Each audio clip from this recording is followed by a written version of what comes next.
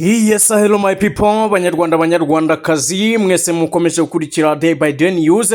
Mwebwe mwese abari mu Rwanda, abari Uganda, abari Burundi, abari Kenya, abari Congo, abari ahantu hagiye hatandukanye, abari mu bihugu byo hakurya y'amazi, mwese nongeye kubifuriza ibihe byiza, mbifurije umugoroba mwiza, mbifurije mu by'ukuri kugomeza kugubwa neza muri byose muteganya gukora.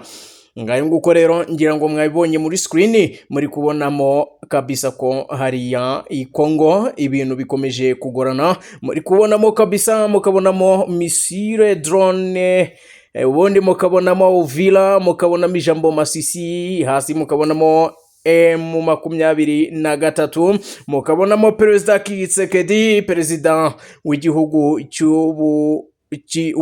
cya DRC, ukabonamo na perezida w'igihugu cy'u Burundi.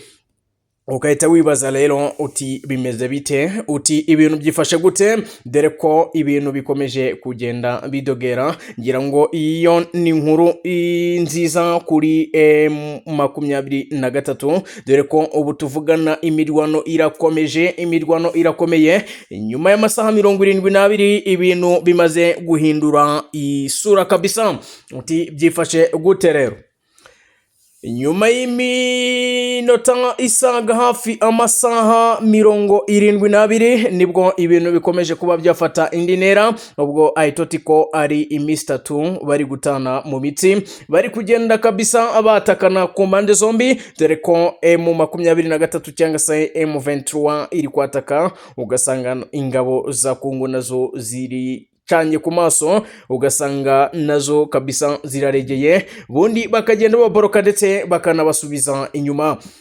Reka tutangirire hano muri Mwinga na Shilabunga, dore ko aka gace abamaze kuduha amakuru batubwiye ko aka gace ibintu byakomeye hano muri Mwinga na Shilabunga kabisa. Intambara zimaze kugenda zihitana abatari bakeya, ariko M23 ikongera igakora akantu gasa nkaho ngo ari keza, kubera ko iri kuza itabara abaturage, kubera ko ingabo za Kongo zashakaga kuba zakica abaturage, ubundi bakabyegeka kuri M23 kugira ngo bashobore kuba bayihashya cyangwa se bashobore kuba bayishyira hasi. Uti byaje kugenda gute rero? Abatasi ba M23 baje kuba barimo bagenda bacaracara, nyine bari kugenda bikatisa bagenda bashaka amakuru, bayashaka 5 kuri 5.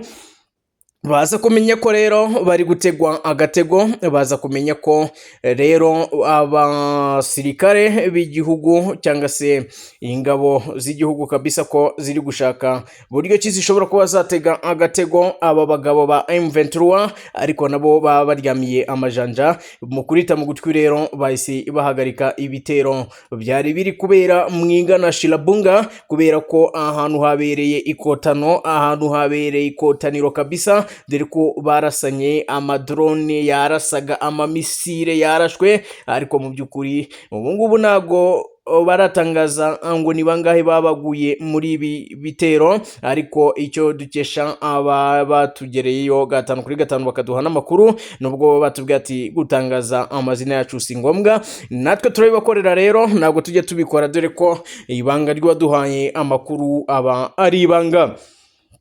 Ngayo nguko rero si hariya Mwinga na Shilabunga hari kubera imirwano, dore ko umanutse hariya Bukombo Kicanga naho ibintu byakomeye kabisa, dore ko naho bari gutana mu mitwe, naho bari kugenda batana mu mitwe. Hariya Bukombo Kicanga rero naho uko byaje kuba bigenda, dore ko igihugu cya Kongo kiri kugenda ibyo bari bemeranyije mu nama iheruka bagenda batabasha kuba babishyira mu bikorwa, bigatuma rero umutwe M23 nawo ugenda utangira gufata izindi ngamba, kubera ko nyine bari kugenda babatenguha.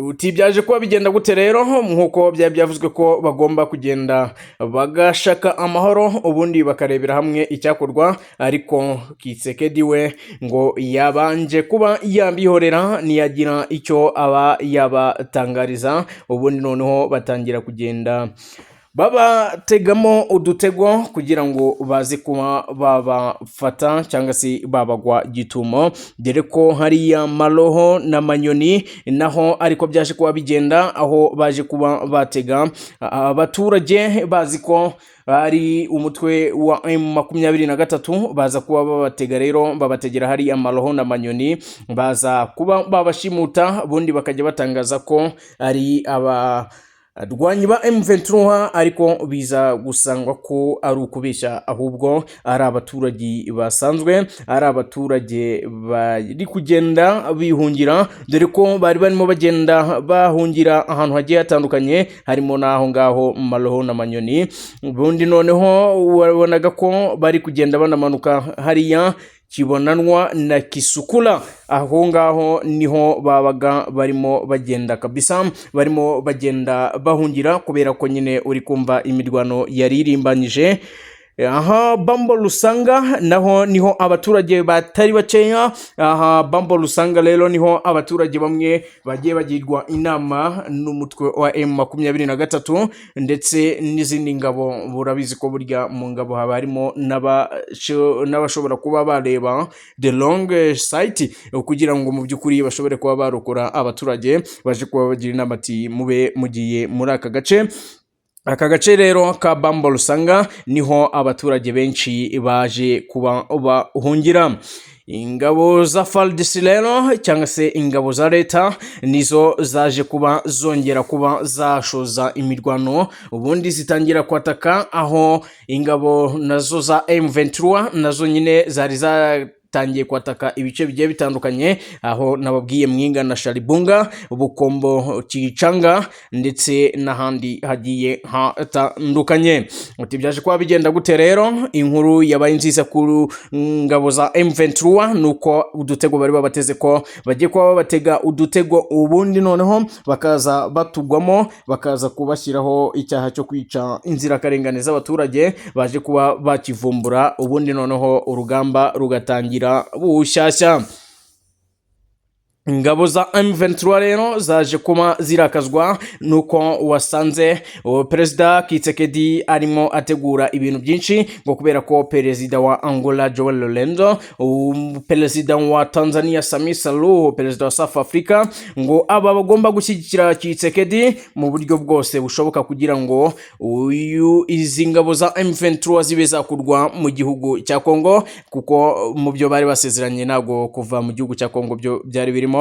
Uri kumva ko rero Perezida wa Kongo Tshisekedi yari yagiye atambikira cyane. M23 rero ntabwo yigize ibikozwa, dore ko nayo rero yahise itangira kongera kwataka bundi bushyashya, kugira ngo ishobore kuba nayo yakishakira amayira.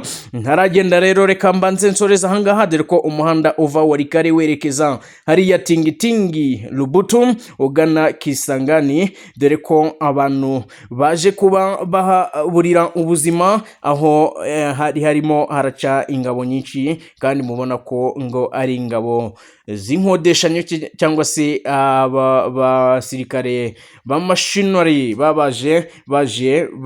baje gukora mu buryo bwo kwataka by income kabisa, bari gukorera inyungu runaka kabisa.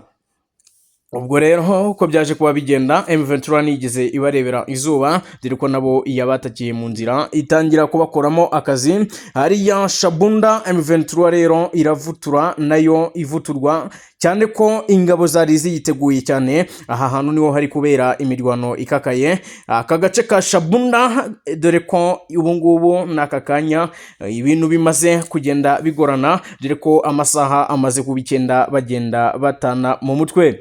Muri Mwenga naho ibintu naho biracyakomeye, dore ko muri Mwenga naho baje kuba batangira kuba batakana. Aho ngaho gusa mwumvise ibice byinshi uyu munsi byagiye biberamo ukwatakanwa, kugenda bagenda bahana banasubizanya. Ahangaha rero ubu ngubu Shabunda ndetse na Mwenga ubu niho urugamba ruri gukotanira, ubu niho ikotaniro riri kugenda riri kabisa. Ngayo nguko rero M23 uko yaje kuba ivumbura uyu mutego kabutindi, ikaba yatangiye nayo gutangira kwirwanaho.